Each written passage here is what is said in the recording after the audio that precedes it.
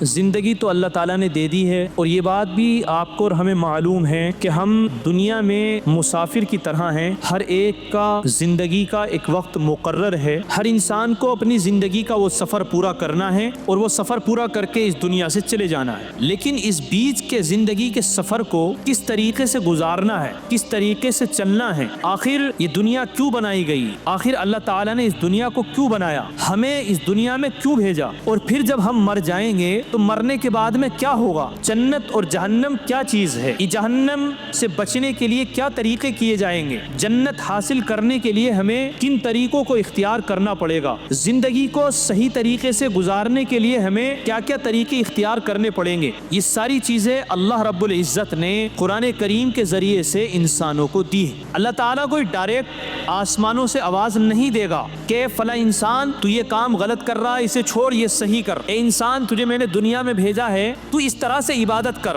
تو یہ اللہ تعالیٰ ہر انسان کو الگ طرح سے الگ الگ طرح کی آوازیں نہیں دیتا رہے گا۔ اللہ تعالیٰ نے اپنا پیغام جو اللہ تعالیٰ چاہتا ہے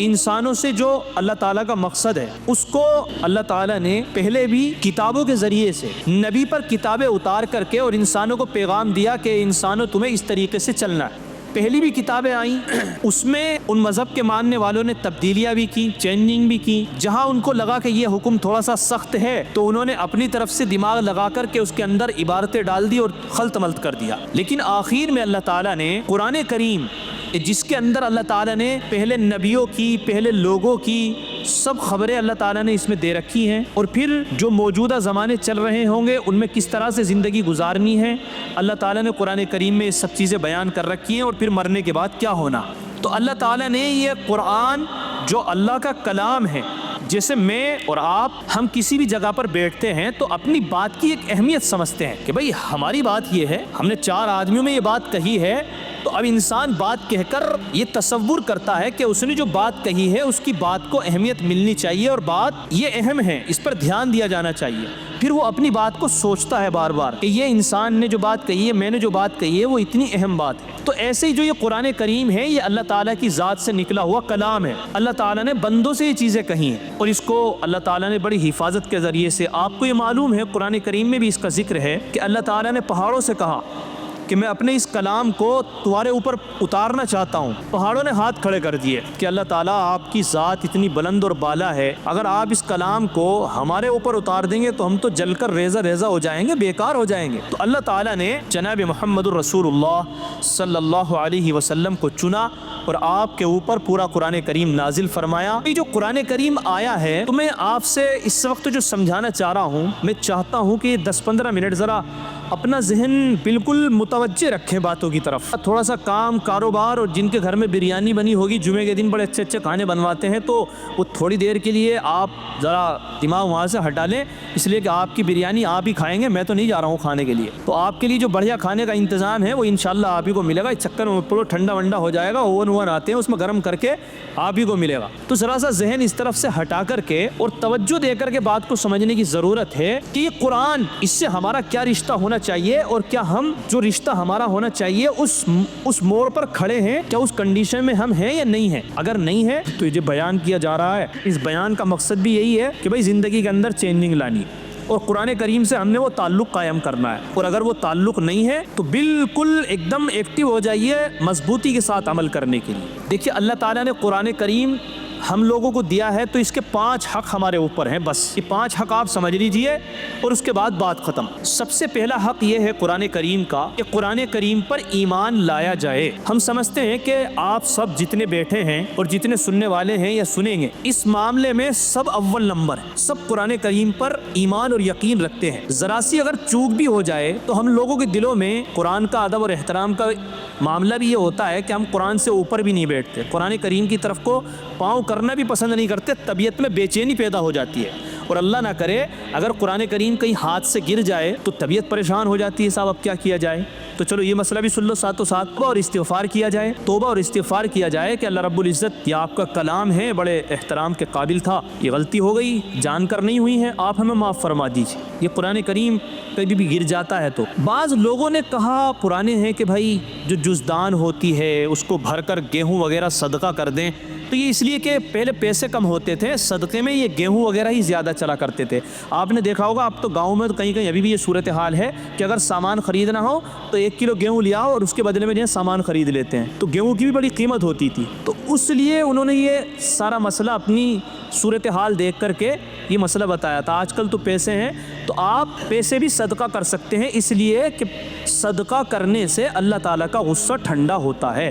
تو انسان سے اگر یہ ہو جاتا ہے کہ قرآن کریم اگر کہیں گر جاتا ہے تو انسان یہ سمجھے کہ یار کہیں میرا اللہ مجھ سے ناراض نہ ہو جائے، میں نے اس کے کلام کے ساتھ یہ کیا ہو گیا یار، یہ میرے گھر کے اندر ایسا ہو گیا۔ تو اللہ تعالیٰ کے غصے کو ٹھنڈا کرنے کے لیے کچھ صدقہ کر دیا جاتا ہے۔ کوئی اگر نہیں کرتا ہے، صرف توبہ استغفار کر لیتا ہے تو بات ختم ہو جائے گی۔ یہ مسئلہ بھی آپ کو میں نے بتا دیا، بیچ میں آ گئی بات۔ تو سب سے پہلا مسئلہ اور قرآن کریم کا جو حق ہے وہ یہ ہے کہ ہم قرآن کریم کے اوپر ایمان لائیں، اور اس میں الحمدللہ ہم سب لوگ مضبوط ہیں۔ ہم سب قرآن پر یقین رکھتے ہیں کہ قرآن اللہ کا کلام ہے اور یہ حق ہے، بالکل جو اس کے اندر کہا گیا ہے وہ حق ہے، اس کے خلاف ہو ہی نہیں سکتا۔ تو پہلے حق میں تو ہم پکے اتر گئے۔ قرآن کریم کا دوسرا حق ہے قرآن کریم کی تلاوت کرنا۔ اب آپ اپنے گرامان میں جھانک لیجئے، یہاں ہم بالکل فیل ہیں۔ قرآن کریم کی تلاوت کرنے کے معاملے میں ہم لوگ بالکل فیل ہیں۔ اللہ حفاظت فرمائیں، گھر کی مستورات ہو یا ہم لوگ ہو یا آپ لوگ ہوں، قرآن کریم کی تلاوت کے معاملے میں ہم بالکل ختم۔ یہ حق بالکل ہم نے قرآن کریم کا چھوڑ رکھا ہے۔ رمضان میں ہم لوگوں کو، چند لوگوں کو توفیق ہو جاتی ہے تو چلو صاحب ہم نے رمضان میں قرآن کریم کی تلاوت کر لی، وہ کام اچھا ہے، میں یہ نہیں کہتا پر رمضان میں تلاوت کر لیتے ہیں، اس سے کیا ہو رہا ہے، بیکار ہے۔ نیکی جب کرو گے اس کا فائدہ ہے، لیکن بات کہنے کی یہ ہے کہ انسان کو اور ہم لوگوں کو یہ کرنا چاہیے کہ جب ہم صبح اٹھیں تو قرآن کریم کا کچھ نہ کچھ حصہ ضرور تلاوت کریں۔ آپ دیکھ لیجئے کہ قرآن کریم کا اگر ہم 1 رکوع پڑھنا چاہیں تو ہمیں کیا موت آ رہی ہے۔ 1 رکوع، 2 رکوع، پاؤ پارا، آدھا صفحہ، 1 صفحہ اگر ہم کھول کر کے قرآن کریم کا پڑھ لیں اور 1 صفحہ شام کو پڑھ لیں تو قرآن کریم کا یہ حق ادا ہوتا رہے گا۔ تو اس میں ہماری کوتاہی ہے، ہمیں چینجنگ لانے کی ضرورت ہے۔ جو لوگ اس میں کوتا ہیں تو وہ ابھی سے اپنے اندر تبدیلی لانے کی سوچیں۔ میں یہ نہیں کہہ رہا ہوں تم 1 پارے پڑھو، پتہ چلے گا کہ صاحب عادت تو یہ تھی کہ قرآن کریم کھول کے بھی نہیں دیکھتے تھے، گھر میں رکھا ہوا ہے، دھول جم رہی ہے، صفائیاں ہو رہی ہیں، بیڈ جھاڑے جا رہے ہیں، ٹیبل جھاڑے جا رہے ہیں، صوفے جھاڑے جا رہے ہیں، گھر میں پوچھا لگ رہا ہے، صفائی ہو رہی ہے، لیکن قرآن کریم ایسا رکھا ہوا ہے کہ اگر توفیق ہو گئی رمضان میں اٹھانے کی تو اٹھا لیا۔ تو یہ ہمارا قرآن کریم سے جو ہے نا یہ محبت کا تعلق نہیں ہے، یہ ہمارا محبت کا کنیکشن نہیں ہے۔ ہم نے قرآن کریم کو چھوڑا ہوا ہے، ہم قرآن کریم کی حق تلفی کر رہے ہیں۔ اور یہ قرآن کریم ایسا نہیں ہے کہ اب تم سمجھو کہ کیا پتہ چل رہا ہے، نمٹا اپنا ختم کرو۔ یہ قرآن کریم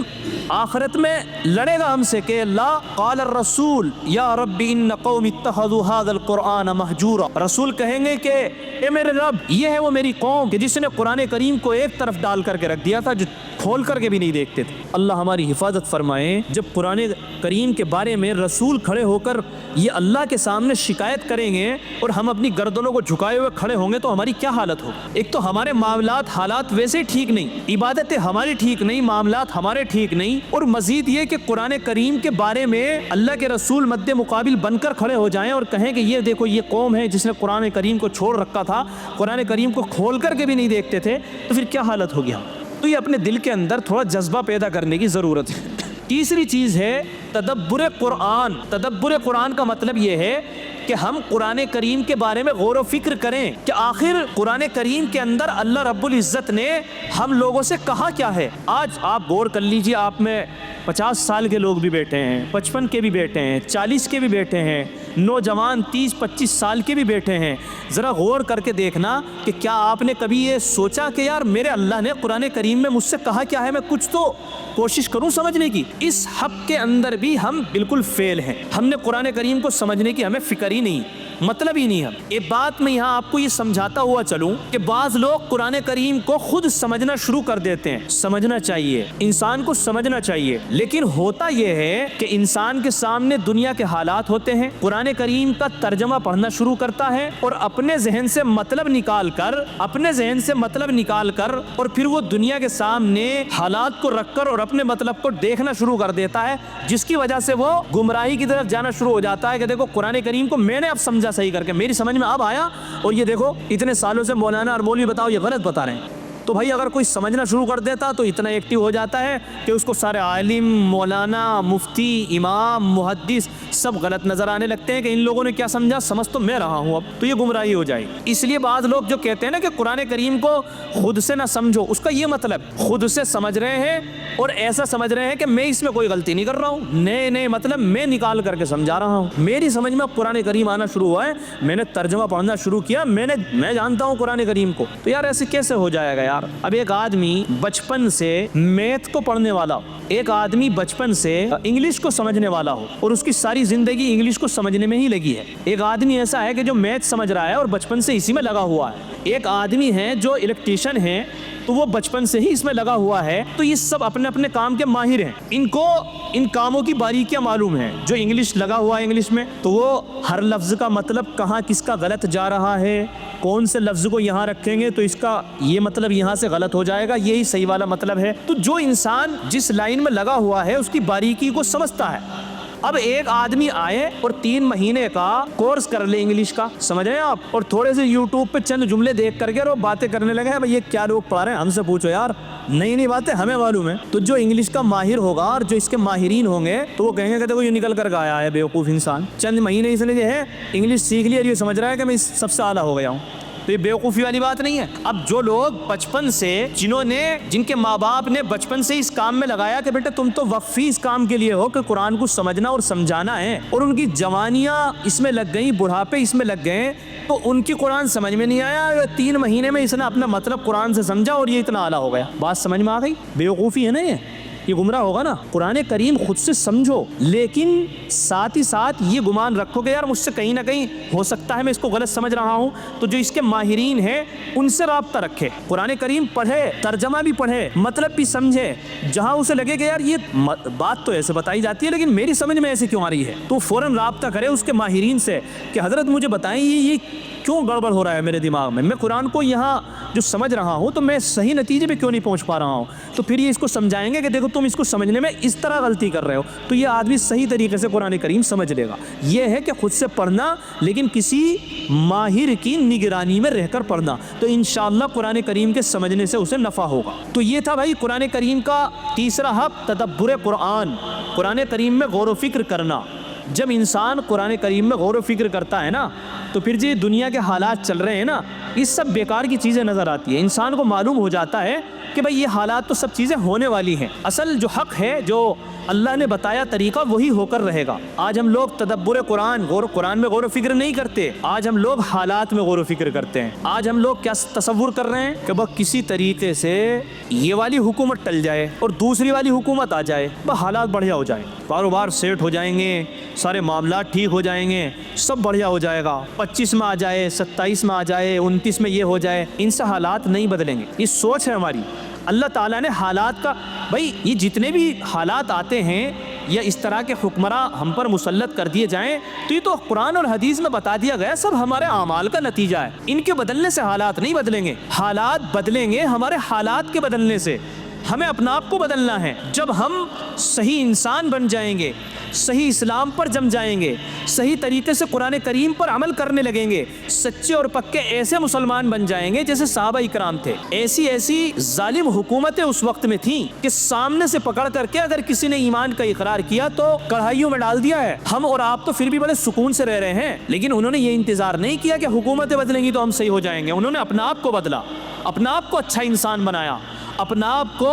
اللہ اور اس کے رسول کے فرمان کے مطابق ڈھالنے کی کوشش کی۔ اللہ تعالیٰ نے پوری دنیا پر جو ہے ان کو مسلط کر دیا، وہ لوگ چھا گئے، ساری دنیا ان کی غلام ہو گئی۔ تو حالات بدلتے ہیں انسانوں کے اور مسلمانوں کے اپنے آپ کو بدلنے سے، اپنے آپ کو اچھا انسان بنانے سے، پھر لوگ اخلاق اور اچھی چیزیں دیکھ کر کے خود ٹھیک ہوتے چلے جاتے ہیں۔ بادشاہوں کے دلوں میں نرمی ڈال دی جاتی ہے۔ بھائی جب ہم بادشاہوں کے بادشاہ کے نافرمان بن کر کے بیٹھیں گے تو جو دنیا کے انسان ہیں اس کے دل، ان لوگوں کے دل وہ اللہ کے قبضے میں ہیں، وہ انہی دلوں کے اندر ہماری طرف سے نفرت پیدا کر دے گا اور انہی دلوں کے اندر محبت پیدا کر دے گا۔ تو ہماری کامیابی اور ناکامی کا دار و مدار حکومتوں کے بدلنے پر نہیں بلکہ قرآن کریم سے جڑنے پر ہے۔ چوتھا حق ہے عمل بالقرآن، جو کچھ سمجھا گیا ہے اس پر عمل کرنا۔ آج ہمارا لوگوں کا، ہم سب کا قرآن پر عمل نہیں ہے، اس معاملے میں بھی ہم فیل ہیں۔ چند باتیں تو ہیں جن کو مان لیتے ہیں، ورنہ اگر بہت ساری موٹی موٹی باتیں دیکھی جائیں اور آپ اپنے آپ کو سامنے رکھیں تو آپ کو ایسا لگے گا کہ قرآن کریم جو بات کہہ رہا ہے وہ ادھر کو جا رہی ہے، اور جو ہمارا عمل ہو رہا ہے وہ ادھر کو جا رہا ہے۔ بالکل یہ قرآن کا عمل، یہ شیطان کا عمل۔ ہم نے قرآن کو یوں چھوڑا ہوا ہے اور ہم شیطان کے ساتھ یوں جڑے ہوئے ہیں، سارے کام ہمارے خلاف ہو رہے ہیں۔ پانچواں قرآن کریم کا حق ہے تبلیغ اور تعلیم۔ یہ قرآن کریم کو سیکھنا اور سیکھنے کے بعد پھر لوگوں کو سکھانا، یہ ہر ایک کی ذمہ داری ہے، ہم میں سے ہر ایک کی ذمہ داری ہے۔ لیکن اس میں علماء پھر بھی بہتر ہیں کہ وہ قرآن کریم کو سمجھتے بھی ہیں، سیکھتے بھی ہیں، اور پھر قرآن کریم کے احکام کو، قرآن کریم کی باتوں کو لوگوں کو پہنچاتے بھی ہیں۔ جسے اس کی مثال یہی لے لیجئے، میں ابھی جو آپ کو ساری باتیں بتا رہا ہوں یہ سب قرآن اور حدیث ہی کی باتیں ہیں۔ تو پانچواں حق یہ ہے کہ قرآن کریم کی تعلیم کی جائے اور قرآن کریم کو سیکھا جائے اور اس کی تبلیغ کی جائے۔ تو یہ 5 حق ہیں۔ قرآن کریم پر ایمان لانا، اس میں ہم سب ٹھیک ہیں۔ قرآن کریم کی تلاوت کرنا، اس میں ہم فیل ہیں۔ قرآن کریم کے بارے میں غور و فکر کرنا، تدبر کرنا، اس میں ہم فیل ہیں۔ قرآن کریم پر عمل کرنا، اس پر ہم فیل ہیں۔ اور قرآن کریم میں کی تعلیم کو عام کرنا، تبلیغ کو عام کرنا، اس میں کچے ہیں۔ تو صرف ایک حق ہے جس میں ہم جمے ہوئے ہیں، باقی حق تو ہم نے قرآن کریم کے چھوڑے ہوئے ہیں۔ جب یہ میدان محشر لگے گا تو قرآن کریم سفارشی بن کے جب کھڑا ہوگا تو کہے گا کہ رب کریم یہ وہ قوم ہے کہ جس نے ایک حق پہ تو عمل کر لیا، باقی میرے حق کو چھوڑ کر کے ایک طرف ڈال رکھا تھا۔ تو بھائی ان چیزوں کو افسانہ مت سمجھا کرو، جانے کیسا ہوگا دیکھا جائے گا۔ میں نے پچھلے ہفتے بھی یہ بات بتائی تھی کہ کبھی کبھی آنکھیں بند کر کے اور دنیا سے الگ ہو کر کے ٹھنڈے دل سے سوچ کر دیکھا کرو آخر ہوگا کیسے۔ تو اس لیے قرآن کریم سے جڑو، صبح اور شام چاہے ایک رکوع کی تلاوت کرو، قرآن کریم کی تلاوت کرو، قرآن کریم کے ترجمے کو سمجھنے کی کوشش کرو کسی کی نگرانی میں، اور قرآن کریم کے حلقے لگواؤ اپنی اپنی مسجدوں میں۔ یہ بھی بڑی کمی کی بات ہے، کوئی کہنے والا نہیں، کوئی اکا دکا بیچارہ کہہ دیتا ہے کہ جی ہفتے میں ہم لوگ امام تو رکھ لیتے ہیں، کم سے کم ہفتے میں ایک دن قرآن کریم کی تفسیر ہونی چاہیے جس میں ہم لوگوں کو کچھ تو پتہ چلے کہ قرآن کریم کہہ کیا رہا ہے ہم سے۔ تو اس لیے جس مسجد کے حلقے کے بھی آپ جو ہیں تو اپنی مسجدوں میں متولی سے، سیکریٹری صاحب سے، صدر صاحب سے یہ بات کہیں کہ بھائی آپ لوگ قرآن کریم کی تفسیر کا معمول بنوائیں تاکہ قرآن کریم ہم لوگوں کی سمجھ میں آئے۔ اللہ تعالیٰ ہم سب کو عمل کی توفیق عطا فرمائے۔ وآخر دعوانا الحمد للہ رب العالمین۔ سنت ادا کر لیجیے۔